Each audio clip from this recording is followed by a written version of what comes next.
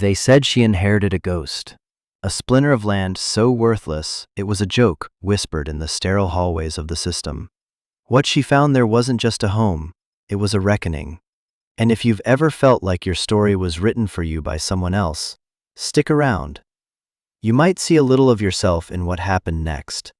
And hey, if you do, hit that subscribe button. This is a place for stories like ours. The day I turned 18 was the day I officially became a ghost. For 2 years, I'd been a ward of the state, a file in a cabinet, a name on a list. Case File 734, Ilara Vance. Orphan. My 18th birthday wasn't a celebration. It was an eviction notice from the only life I knew.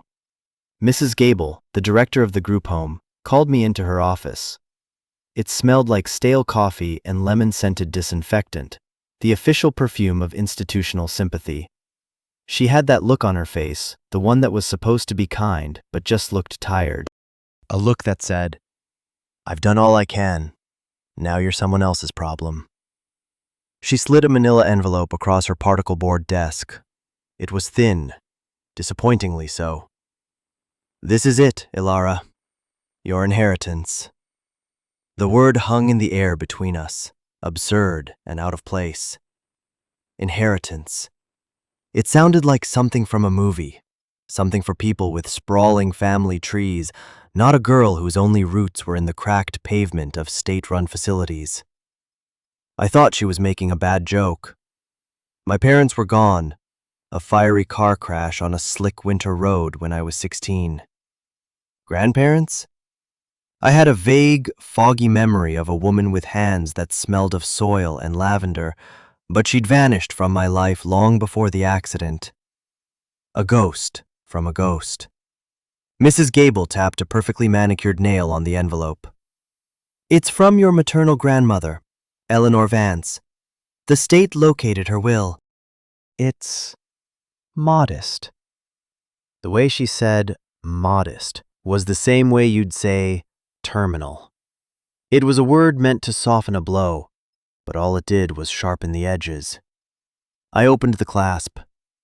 Inside was a single, rust-pocked iron key and a folded, yellowed document. A deed. It granted me ownership of a 1-acre plot of land in a town I'd never heard of. Northwood, Vermont. 1 acre. And a barn. That was it.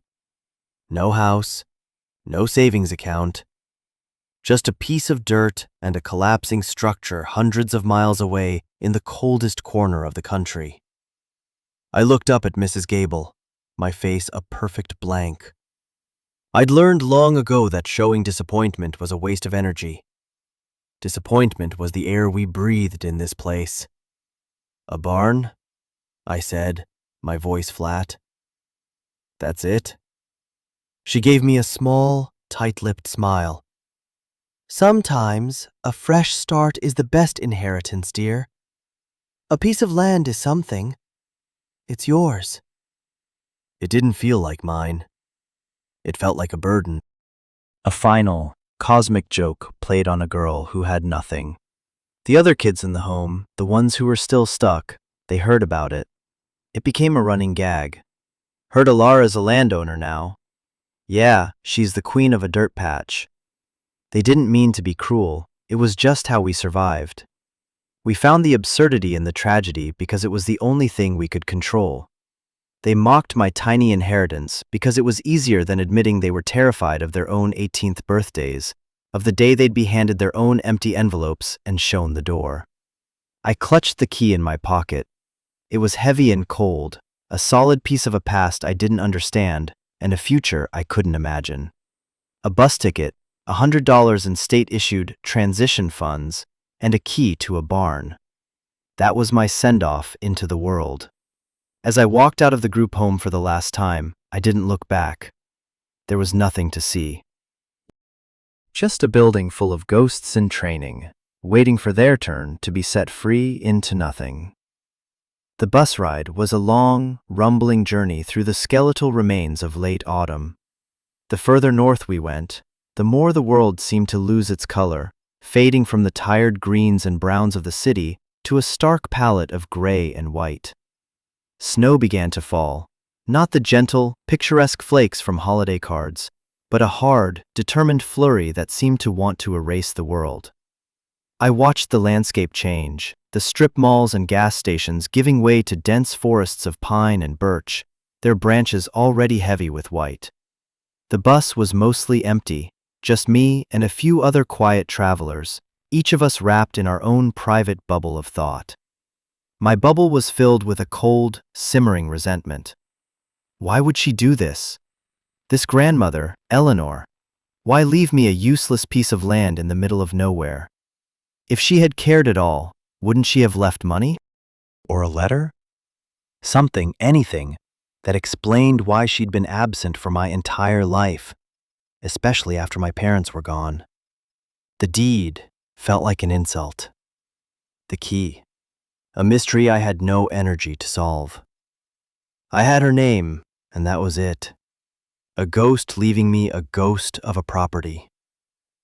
I leaned my forehead against the cold glass of the window, the vibration of the engine a dull hum that matched the one inside my own head. My plan, if you could call it that, was simple. Get to Northwood, find a real estate agent, sell the land for whatever I could get, a few $100, maybe $1,000 if I was lucky. Then I'd take that money and disappear into a city somewhere, get a cheap apartment, a job washing dishes, and just survive. That's all I'd ever been taught to do. Survive. I pulled the deed from my backpack. The paper was thick, almost like cloth, and the ink was faded. I read the legal description, a jumble of coordinates and boundaries that meant nothing to me. Tucked into the fold, something I'd missed before, a smaller, newer piece of paper. It was a letter, but not from my grandmother. It was from a law firm, Blackwood & Sons, Real Estate Development. The letter was slick, professional, and utterly devoid of warmth. It was addressed to the estate of Eleanor Vance. It said they were aware of the property transfer and were prepared to make a generous offer to acquire the land as part of a larger development project. They offered $5,000. $5,000. To me, it was a fortune. It was a get-out-of-jail-free card. It was the answer to a problem I didn't even know how to start solving.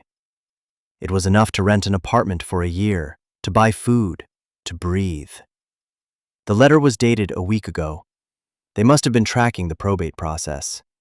They were efficient, predatory. My first instinct was a tidal wave of relief. This was it, my exit strategy. I wouldn't even have to stay in Northwood for more than a day. I'd find their office, sign the papers, and be on the next bus out. But then, a second thought crept in, a small, stubborn splinter of doubt. Why were they so eager?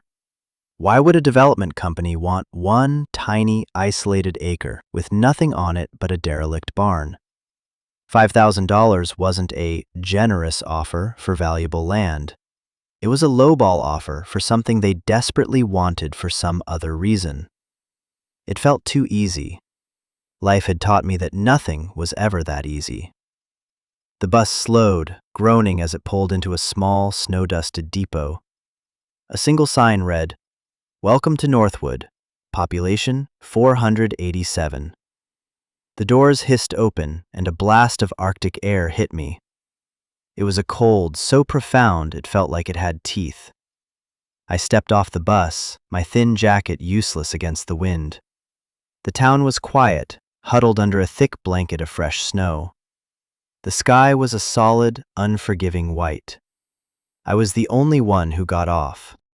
The bus pulled away, its red taillights disappearing into the swirling snow, leaving me utterly and completely alone. For a long moment, I just stood there, the developer's letter in my hand, the iron key cold in my pocket. I had a choice: take the easy money and run, or step into the mystery of this place, this inheritance. For the first time in a long time, the choice was actually mine. And that was the most terrifying thing of all. I pulled my collar up, the wind biting at my cheeks, and started walking toward the town's single blinking traffic light, my boots crunching in the pristine snow. The town of Northwood wasn't so much a town as a suggestion of one. There was a main street with a handful of two-story buildings, their faces weathered by decades of harsh winters. A general store, a post office, a diner with a flickering neon sign that read "Eat," and a small office with a shingle that said Thompson Law. The rest were houses, modest and sturdy, with smoke curling from their chimneys like contented sighs. Everything was hushed, muffled by the snow. It felt like a town holding its breath. My first stop was the general store. A bell chimed as I pushed open the heavy wooden door, releasing a wave of warm air that smelled of wood smoke, coffee, and sawdust. An old man with a thick white beard and suspenders looked up from behind the counter where he was reading a newspaper. He watched me over the top of his glasses, his expression neutral, but his eyes sharp. "Not from around here," he stated. It wasn't a question. "No," I said, my voice feeling small in the quiet space. "I'm looking for a property. Vance. Eleanor Vance's place." The man's posture changed. He straightened up, his eyes softening with something that looked like recognition, or maybe pity. He took off his glasses and polished them with a cloth. "Eleanor's girl," he said, his voice a low rumble. "Heard you might be coming. I'm Bill. Owned this store for 40 years. Knew your grandmother well." He paused, his gaze searching my face. "You've got her eyes." I didn't know what to say to that. It felt like being handed a piece of a puzzle I didn't know I was missing. She never mentioned me?" The question slipped out before I could stop it. Bill shook his head slowly. "Not in so many words. But she was always waiting for something. Or someone. She was a private woman. Strong. Kept to herself, mostly. Especially near the end." He gestured toward the back of the store. "Her place is about 3 miles out of town. North on Ridge Road. Can't miss it. It's the last place before the road dead ends at the old quarry." He looked me up and down, taking in my thin jacket and worn-out sneakers. "That's a cold walk, and the snow's getting deeper. You got a ride?" I shook my head. My $100 had to last. A taxi was a luxury I couldn't afford. Bill sighed, a gust of paternal frustration. "Carl is out with the plow, but he won't get to Ridge Road till morning. Look, you wait here. I'll close up in an hour. I'll run you out there myself." I tried to refuse, but he waved it away. "Nonsense. Eleanor would have my hide if I left her kin to freeze. Get yourself a hot coffee from the pot over there, on the house." I did as I was told, my hands shaking slightly as I poured the dark, steaming liquid into a styrofoam cup. The warmth seeped into my fingers, a small comfort in a world that felt vast and cold. While I waited, a man in a sleek black SUV pulled up outside. He wore a tailored overcoat and expensive shoes, completely out of place in this rustic town. He came into the store, his eyes scanning the room before landing on me. There was an unnerving smoothness to his movements. "You must be Miss Vance," he said, his voice like polished stone. "I'm Mark Corrigan, from Blackwood & Sons." He extended a hand. I didn't take it. "He was the developer. We sent you a letter. I was hoping we could discuss our offer." Bill stepped out from behind the counter, placing himself subtly between us. "The girl just got into town, Mark. Give her a minute to breathe." Corrigan's smile didn't reach his eyes. "Of course. Just wanted to welcome her to Northwood, and to remind her that our offer is a simple, clean solution. That property, it's a liability. We can take it off your hands. Cash in your pocket by tomorrow." He handed me a business card. "Think about it. It's the smart play." He gave a curt nod to Bill and left, the bell chiming his exit. The silence he left behind was heavy. "Blackwood's been trying to get that land for years," Bill said, his voice low and tight. "Eleanor never would sell, not for any price." He looked at me, his expression serious. "Be careful, kid. That man's smile is as fake as a $3 bill. There's a reason they want that land so bad, and it ain't for the view." An hour later, Bill locked up the store and led me to his old, rattling pickup truck. The heater blasted warm, dusty air as we drove out of town, the truck's headlights cutting a path through the falling snow. The world outside the windows was a swirl of white and black. We drove in silence for a while, the only sound the rhythmic thump of the windshield wipers and the crunch of the tires on the snow. "She was a good woman, your grandmother," Bill said finally, his eyes on the road. "Tough as old leather, but good. The town thought she was eccentric, a hermit. But she saw things other people didn't." We turned onto a narrower, unplowed road. The truck slowed, fighting for traction. And then I saw it. Set back from the road, almost swallowed by the snow-laden pines, was the barn. It was larger than I'd imagined, its gray wood weathered and scarred. The roof sagged in the middle like a tired old spine, and one of the big doors hung crooked on its hinges. It wasn't a building. It was a monument to decay. It looked haunted. Bill pulled the truck to a stop. "This is it," he said softly. "Home sweet home, I guess." He looked over at me. "You sure you'll be all right out here? I can take you back to town. You can get a room at the inn." I looked at the barn. It was dark, desolate, and forbidding. But it was mine. It was the only thing in the entire world that was mine. "I'll be okay," I said, trying to sound more confident than I felt. "Thank you, Bill, for everything." He nodded, not looking convinced. "My number's on the store's door. You get into any trouble, you call. Day or night, you hear me?" I promised I would. I got out of the truck, my feet sinking into the deep snow. Bill waited until I'd reached the path to the barn door before he put the truck in reverse and slowly backed away, his headlights sweeping across the front of the structure before disappearing down the road.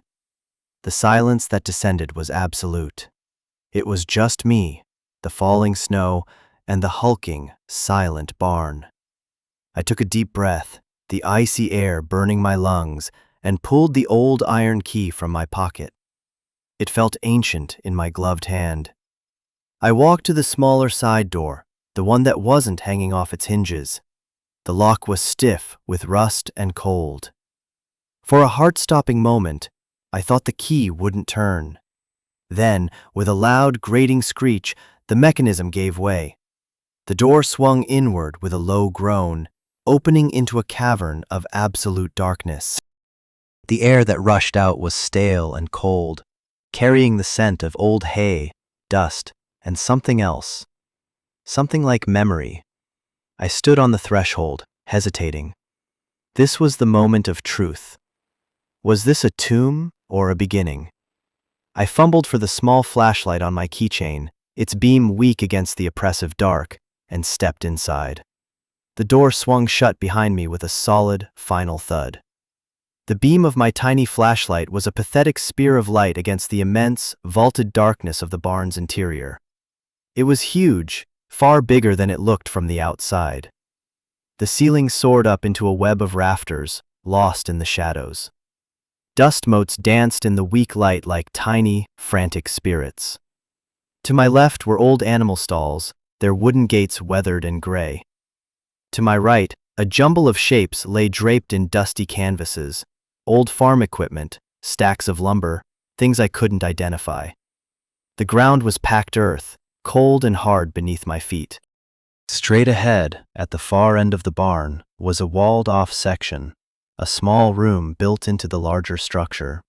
A workbench sat just outside it, covered in tools and jars filled with screws and nails, all coated in a thick layer of dust. The silence was unnerving. It wasn't just quiet, it was a heavy, weighted silence, full of unspoken history. I felt like an intruder in a place that had been sleeping for a very long time. I started my exploration methodically, moving the flashlight beam over every surface. I was looking for anything that could tell me about the woman who had lived and died here.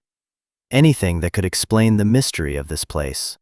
The stalls were empty, save for some dry, brittle straw. The old equipment was rusted solid. I pulled back one of the canvases, coughing as a cloud of dust billowed into the air. Underneath was an old tractor, its red paint faded to a dull pink, its tires flat and cracked. It looked like a fossil. There was nothing of value here. Nothing to explain why a developer would offer $5,000 for it. My heart sank. Corgan was right. This place was a liability. I should have just taken the money. What was I even doing here, in the dark, in the cold, chasing a ghost? My anger at my grandmother flared again. It was a cruel trick, leaving me this empty shell. I made my way to the workbench. The tools were old but well cared for, arranged with a neatness that seemed at odds with the rest of the barn's chaos. Wrenches and hammers hung on a pegboard, their outlines traced in white paint. Jars of hardware were meticulously labeled in a spidery, elegant script. This was her space, I could feel it. I ran my hand over the scarred wooden surface of the bench, my fingers tracing the grooves and nicks of a lifetime of work. My flashlight beam caught something metallic. Tucked behind a row of jars was a small tin box, the kind that used to hold tea or biscuits. It was painted with a faded image of bluebirds. It wasn't locked. My fingers were numb with cold as I pried open the lid. Inside, nestled on a bed of yellowed cotton, was a single photograph and a small, folded piece of paper. The photograph was black and white, its edges curled with age. It showed a young woman with dark, wavy hair and a smile that was both shy and defiant. She was holding a baby. The woman had my eyes. Bill was right. It was my grandmother, Eleanor. And the baby was my mother. I stared at the image, a strange ache blooming in my chest. It was the first picture I had ever seen of my mother as a baby. The first proof that she had once been small and new, held in the arms of a woman who loved her. I picked up the folded paper. It was a note, written in the same elegant script as the labels on the jars. It said, "For my little bird, should you ever need to find your way home. The heart of the house is not in the house. It's where the work is done. Trust the grain." I read it again and again. The heart of the house is not in the house. Trust the grain. It was a riddle, a clue. My grandmother hadn't left me with nothing. She had left me a puzzle. Hope, fragile and tentative, flickered to life inside me. This wasn't just a random collection of junk. This was a message. I swept the flashlight beam over the workbench again, this time with a new sense of purpose. I was no longer just looking. I was searching. Where the work is done. This workbench. This was the place. Trust the grain. I looked at the thick, heavy wood of the bench top. It was made of several wide planks of oak, joined together. The grain was beautiful, a flowing pattern of dark and light lines. I ran my fingers over it, feeling for anything unusual. A loose board, a hidden seam? Nothing. I moved my light to the front of the bench. There were several drawers. I pulled them open, one by one. They were filled with more tools, coils of wire, spare parts, all ordinary.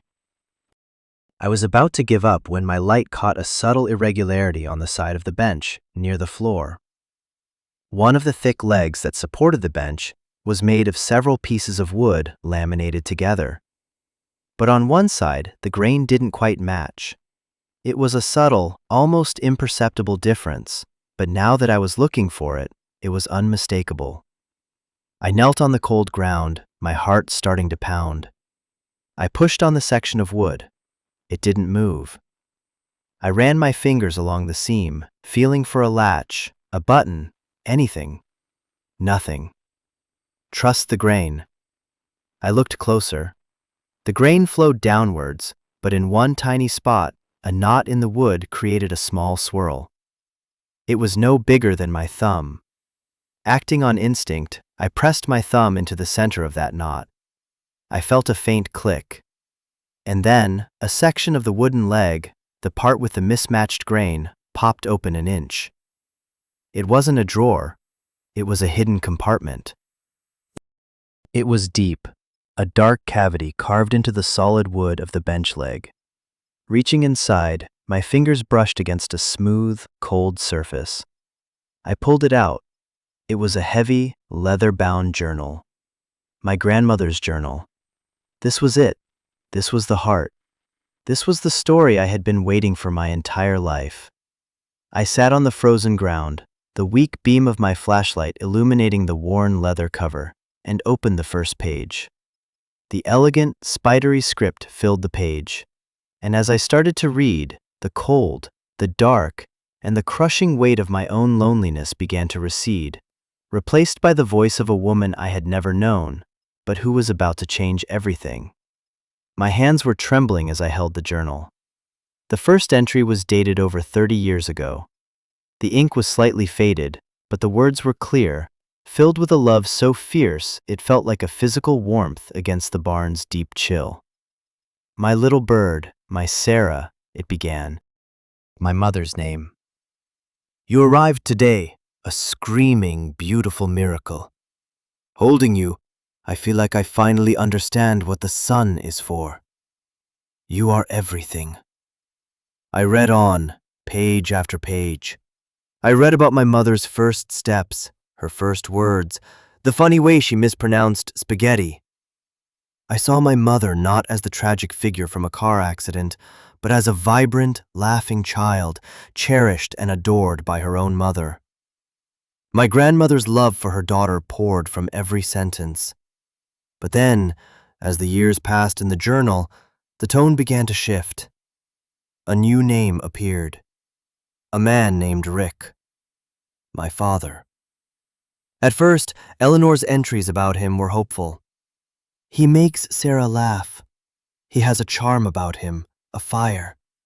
I hope it's the kind that warms, not the kind that burns. Soon, her hope curdled into fear. The entries became shorter, more guarded. He lost his job again. Blames everyone but himself. I saw a darkness in his eyes today when Sarah disagreed with him. It frightened me. Found a bruise on Sarah's arm. She said she walked into a door. I don't believe her. She's getting thin. The light is going out of her eyes. My breath hitched in my throat. I knew my father had a temper. I had vague, shadowed memories of shouting, of my mother crying. But I never knew the extent of it. My grandmother saw it all. She wrote about her desperate attempts to get my mother to leave him, to come home. But my mother was trapped, caught between love and fear, making excuses for him, believing his promises to change. Then came the entry about me. Sarah is pregnant. She told me today, her eyes shining with a desperate, terrified hope. She thinks a baby will fix him. I know it will only give him another weapon, another soul to break. I have to do something. I can't let him destroy this child too. I had to stop reading. A wave of nausea and grief washed over me. I sat in the dark, the flashlight beam trembling, the cold of the packed earth seeping into my bones. This wasn't the story I had told myself. I had always imagined my grandmother as someone who had abandoned us, who didn't care. The truth was, she had been fighting for us. She had been watching from the sidelines, her heart breaking. The journal continued, detailing a plan. Eleanor started saving money, selling off bits of the farm, preparing a way out for my mother and me. But Rick became more controlling, more paranoid. He cut my mother off from her family, moved them from town to town. My grandmother's letters went unanswered, her calls unreturned. And then, a new, more sinister element entered the story.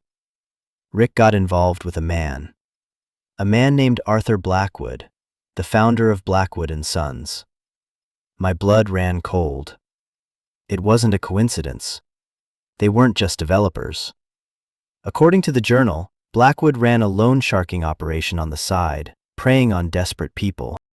Rick owed him a lot of money, and Blackwood was using that debt to force Rick into doing his dirty work, intimidating people, running illicit errands. The barn, this land, was in my grandmother's name, and it was the one thing Rick couldn't touch. Blackwood wanted it. He saw it as a way to settle Rick's debt. He pressured Rick to get Eleanor to sell. "That man, Blackwood, came to see me today," one entry read. "He smiled with his teeth, but his eyes were like a shark's. He offered me a pittance for my land, talking about development, about progress. I saw the truth behind his words. He's a poison spreading through this town. He wants my home, my sanctuary. He wants to own everything. I told him to get off my property. He laughed. He said he always gets what he wants." The final entries were frantic, written in a shaky hand. My parents had died. Eleanor wrote of her crippling grief, a pain so profound I could feel it radiating from the page. But her grief was mingled with a terrible, burning guilt.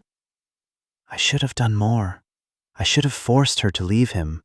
I should have stolen you, my sweet Elara, and run. But now it's too late for Sarah. But it's not too late for you." After the accident, she had tried to get custody of me, but Blackwood had intervened. He had connections in the system. He painted Eleanor as an unstable, reclusive old woman, unfit to raise a child. He made sure I was swallowed by the state, lost in the foster care system. He did it to isolate me, to make sure I would never know the truth. He wanted me to grow up feeling abandoned and alone, so that when I turned 18, I would be desperate enough to sell him the one thing he couldn't take by force, my grandmother's land. It was a long, cruel, patient game, and I had been the pawn. I closed the journal, my whole body shaking with a rage so pure and cold it felt like swallowing ice. They hadn't just mocked my inheritance. They had orchestrated my entire life of loneliness and loss just to get their hands on it. My grief for the grandmother I never knew was immense. She hadn't abandoned me. She had been trying to protect me even after her death. This journal, this key, this barn, it wasn't an inheritance, it was an arsenal. And you know, as I sat there, something shifted inside me. The fear was still there, but it was different now. It was sharp, focused. It was fuel. Have you ever had a moment like that? A moment where everything you thought you knew gets turned upside down and you see the world with terrifying clarity. It's a moment that can either break you or forge you into something stronger. If you've ever been through that fire, I want you to know you're not alone. This community, this channel, is built for people who have been through it and come out the other side. So if this is hitting you, take a moment. Hit subscribe. Let us know in the comments that you're here. Because what comes next is the part where we decide not to be pawns in someone else's game anymore. We decide to fight back. The rage kept me warm through the night. I didn't sleep. I sat huddled in the dark of the barn, a wool blanket I'd found in an old trunk wrapped around my shoulders, and read the journal from cover to cover. And then I read it again. I was memorizing my own history, arming myself with the truth. With the first gray light of dawn filtering through the cracks in the barn walls, I found what I was looking for in the final pages. My grandmother was not just a victim, she was a fighter. She knew Blackwood was a criminal, but she couldn't prove it. The local police were in his pocket. So, she started gathering evidence herself. "He thinks I'm just a crazy old woman," she wrote. "He doesn't know that I see everything. I watch his trucks coming and going from the old quarry at night. They aren't hauling stone. I follow them. I take pictures. I write down license plates. I am his shadow. He will not win. This land is not just dirt and wood. It is a promise. It is the last piece of this world that is truly ours, and I will defend it with my last breath. For Sarah, and for Alara. The journal didn't say where she hid the evidence, but it gave me another clue, on the very last page, written in a faltering hand, likely not long before she passed away. The foundation is everything. What is built on stone will stand. What is built on lies will fall. He built his empire on lies. I built my house on stone. The answer is in the foundation. The foundation. I stood up, my joints stiff from the cold. The barn wasn't built on a modern concrete slab. It was built on an old stone foundation, massive blocks of granite pulled from the very quarry Blackwood now used for his shady business. I grabbed a heavy iron pry bar from the workbench and started tapping the stones that made up the floor in the walled-off room at the back of the barn, the one I had noticed earlier. It must have been her workshop, or maybe a place to store preserves. It was small, no more than 10 feet by 10 feet. I tapped each stone, listening to the sound. Thud, thud, thud. They were all solid. I was about to give up when I noticed one stone right in the center of the room. It was no different from the others in size or color, but it had a small, deliberate-looking chip on one edge, a tiny crescent moon carved into its surface. I remembered the note from the tin box, "Trust the grain." This was the same idea, a tiny imperfection that was actually a sign. I wedged the tip of the pry bar into the crack next to the chipped stone. I put all my weight on it. For a moment, nothing happened. The bar groaned in protest. My muscles screamed. Then, with a low, grinding sound of stone against earth, the flagstone began to lift. It was heavy, a thick slab of granite. Underneath was a dark, square hole, a cavity lined with metal. It was a small, fireproof safe, embedded in the earth beneath the floor. And on top of the safe was another letter, this one in a sealed envelope with my name on it. Alara. I sat back on my heels, my heart hammering against my ribs. This was the final piece, the real inheritance. I tore open the envelope. The letter inside was long, several pages filled with that familiar, elegant script. "My dearest Alara," it began. "If you are reading this, then you are smarter and stronger than they ever gave you credit for. I am so sorry. I am sorry for the life you have had. I am sorry I was not there to protect you. Know this, and never doubt it. I have loved you every single day of your life. Every choice I made, especially the hard ones, was to keep you safe." She went on to explain everything. Blackwood's criminal enterprise wasn't just loan sharking. He was using the quarry as a dumping ground for illegal industrial waste, poisoning the water table. Her farm, my farm, had one of the last clean wells in the area. That's what he wanted. Not the land itself, but the water rights.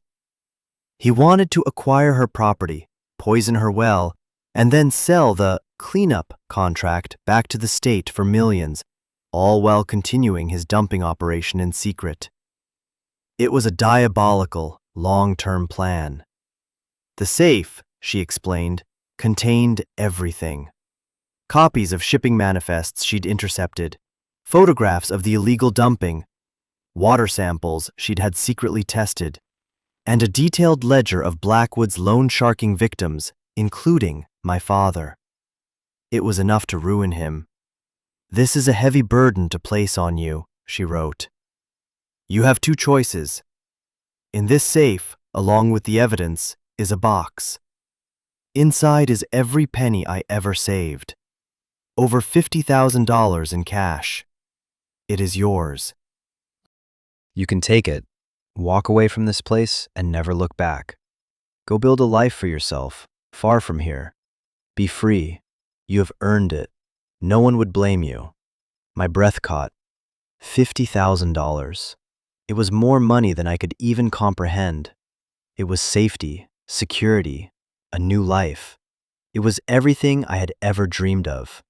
Or, the letter continued, you can choose the second path. You can take this evidence to the one man in this town I trust, a lawyer named Ben Thompson. His office is on Main Street. He is a good man. His father was my friend. He will know what to do. If you choose this path, you will not be rich. The legal fight will be long and ugly. Blackwood is a powerful man, and he will try to destroy you. But you will be doing the right thing. You will be getting justice for me, for your mother, and for all the people this town has hurt. You will be finishing the work I started. The letter ended with one final, gut-wrenching line. Whatever you choose, know that I am proud of you. You are a Vance. We are not defined by what is taken from us, but by what we choose to protect. Your loving grandmother, Eleanor. I cried then. I sat on the floor of that cold, dark barn and sobbed. I cried for the mother I barely remembered and the grandmother I never knew. I cried for the lonely, scared little girl I had been. And I cried for the woman I now had to become. The choice was laid out before me, as clear as day. Freedom or justice. Escape or a fight. The easy wrong or the harder right. I looked at the safe, then at the letter in my hand. I thought of Mrs. Gable's tired sympathy, of the kids mocking my inheritance, of Mark Corrigan's predatory smile. They had all underestimated me. They saw a broken girl from the system. They had no idea I was Eleanor Vance's granddaughter. I reached into the hole and put my hand on the cold metal dial of the safe. My grandmother had included the combination in the letter. My decision was already made. The money didn't matter. The barn wasn't a liability, and it wasn't a payday. It was a battlefield. And my grandmother had just handed me the weapons and the map. I was going to finish her war. The safe was heavy, but I managed to wrestle it out of the ground. I carried it to the workbench, my muscles straining. The combination my grandmother had left was a series of numbers that meant nothing to me until I realized it was my mother's birthday. With trembling fingers, I turned the dial. Right, left, right. The final number clicked into place, and with a heavy clunk, the bolts retracted. I pulled the thick metal door open. Inside, it was exactly as she had said. On one side was a metal cash box stuffed to the brim with $100 bills. A quick glance confirmed it, tens of thousands of dollars. A one-way ticket to anywhere. On the other side was a thick, waterproof portfolio. The evidence. I didn't hesitate. I pushed the cash box aside and lifted out the portfolio. It was heavy with the weight of my grandmother's quiet, determined war. I knew I couldn't stay in the barn. Corrigan and his people knew I was here. They had likely been watching the place. Now that I had what they were terrified of, this was the most dangerous place I could be. I packed a small bag with the journal and the portfolio. I left the cash box in the safe. It felt wrong to take it. It was her money, saved for a future I was now choosing to reject. This wasn't about getting rich. It was about getting even. I had to get to Ben Thompson. I slipped out of the barn's back door, using the cover of the thick pine trees to make my way toward the road, avoiding the open path. The snow was still falling, covering my tracks almost as soon as I made them. The 3-mile walk back to town was grueling. The cold was a physical thing, a presence that clawed at my skin and stole my breath. Every snap of a twig in the woods sounded like footsteps behind me. Every shadow seemed to hold a threat. I was no longer just a lost kid. I was a target. By the time I reached the edge of Northwood, I was exhausted and half frozen, but a cold, hard resolve had settled deep in my gut. I found the office of Thompson Law easily. It was a small, unassuming building tucked between the diner and a hardware store. I took a deep breath and pushed the door open. The office was warm and quiet, smelling of old books and brewing coffee. A young man with kind eyes and a slightly rumpled suit looked up from his desk. He looked to be in his early 30s. "Can I help you?" he asked. "Are you Ben Thompson?" My voice was hoarse. "I am." "My name is Alara Vance. My grandmother was Eleanor Vance. She said I should trust you." I placed the heavy portfolio on his desk. Ben Thompson's expression shifted from polite curiosity to one of intense, sober focus. He stared at the portfolio, then at me, and seemed to understand everything in an instant. "I've been waiting for you," he said softly. He stood up, locked the front door of the office, and flipped the sign to closed. Then he led me to a comfortable chair by a small fireplace, took my frozen coat, and poured me a mug of hot coffee. "Eleanor called me a few months before she passed," he explained, his voice low and serious. "She told me what she was doing. She told me she was leaving everything to you, and that you would one day arrive with this. She made me promise to help you, no matter what." He sat down across from me, his gaze unwavering. "She also told me to warn you. Arthur Blackwood is a dangerous man. Once we open this portfolio, there's no going back. Are you sure you're ready for this?" I looked at the fire, at the flames dancing and twisting. I thought of my grandmother's elegant, defiant handwriting. "We are not defined by what is taken from us, but by what we choose to protect." "I'm sure," I said, my voice clear and steady. "Let's get to work." We spent the rest of the day in his office. Ben spread the contents of the portfolio across his large mahogany desk. It was even more damning than I had imagined. There were clear, dated photographs of trucks with the Blackwood & Sons logo illegally dumping barrels into the quarry at night. There were shipping manifests for toxic chemicals, cross-referenced with the dates of the dumping. There were the results of water tests showing dangerous levels of contaminants downstream from the quarry, heading directly for the town's water supply. And there was the ledger. Dozens of names of local people trapped in a cycle of debt to Blackwood, my father's name prominent among them.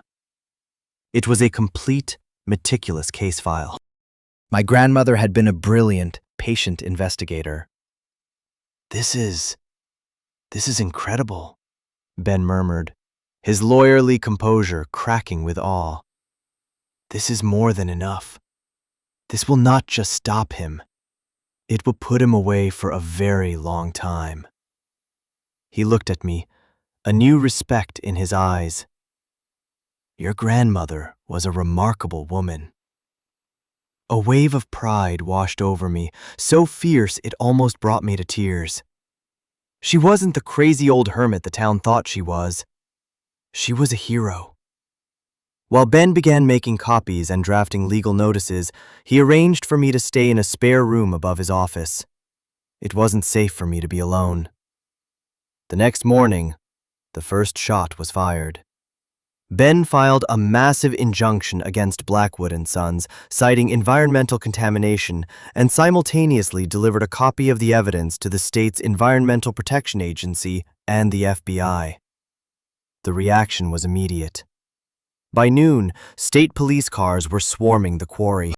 Mark Corrigan showed up at Ben's office, his smooth facade completely gone, replaced by a mask of fury. He tried to threaten me, to intimidate me, telling me I had no idea who I was messing with.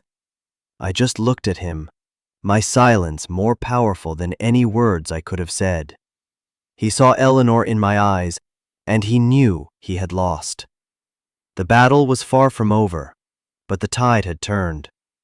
The story broke in the local news, and then the state news. The crazy old woman's granddaughter had come home and exposed the town's biggest secret. People in Northwood started looking at me differently. The whispers weren't of pity anymore. They were of shock, and then of gratitude. People whose wells had gone bad, whose children had unexplained illnesses, started coming forward. My grandmother's ledger gave them the courage to speak up. I wasn't just fighting for my family anymore. I was fighting for the whole town. I spent the next few weeks living in that small room, helping Ben organize the case.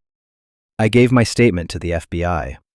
I learned the names of the other families Blackwood had ruined, and in the quiet moments, I would walk out to the barn. It didn't feel haunted anymore. It felt like a sanctuary. I started cleaning it up, slowly, methodically. I swept the floors, cleaned the tools, and patched the hole in the roof. I found more of her things, books on botany, sketches of birds, a half-finished wood carving. Each discovery was a conversation with the woman who had saved me. I was getting to know her, piece by piece. I was finally home. The legal proceedings dragged on for months, a slow, grinding process of depositions and hearings. Blackwood fought, of course. He hired expensive lawyers from the city who tried to paint me as a delusional, greedy teenager and my grandmother as an unstable eccentric. But the evidence was undeniable. The photographs didn't lie. The water samples didn't lie. The ledger, with its dozens of corroborating witnesses, didn't lie. One by one, his defenses crumbled. Arthur Blackwood was eventually indicted on a host of federal charges, including illegal dumping, racketeering, and fraud. His company collapsed under the weight of lawsuits and fines. The empire he built on lies fell, just as my grandmother had predicted. The day he was sentenced, I sat in the courtroom and watched. He looked old and small, his power stripped away. He never looked at me, but I felt his hatred across the room. It didn't matter, it couldn't touch me anymore.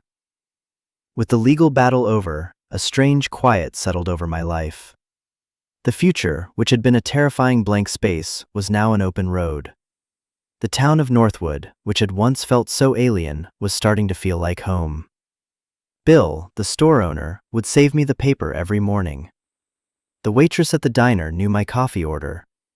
Carl, the plow driver, always made sure Ridge Road was cleared first after a storm. I wasn't an outsider anymore. I was Eleanor's girl. I made a final decision. I wasn't going to sell the land. I wasn't going to take the $50,000 from the safe, which was now sitting in a bank vault.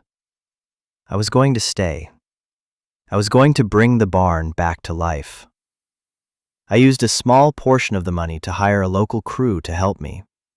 We replaced the sagging roof, fixed the crooked doors, and installed new windows. We ran electricity and plumbing. Slowly, painstakingly, the decaying structure was transformed.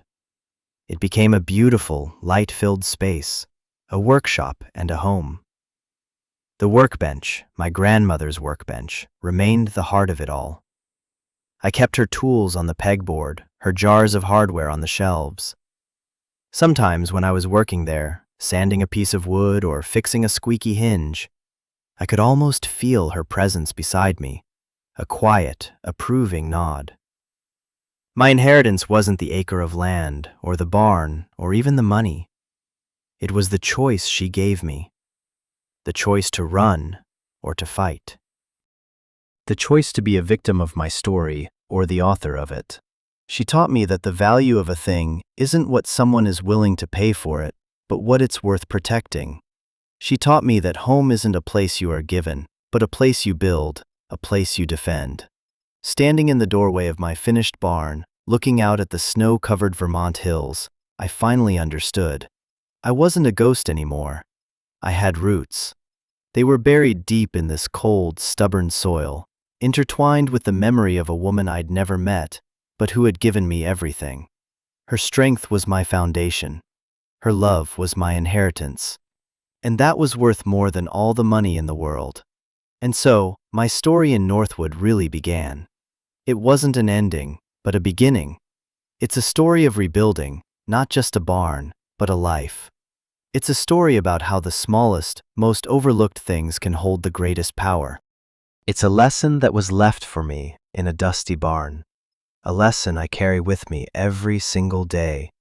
And it's a lesson I want to share with all of you.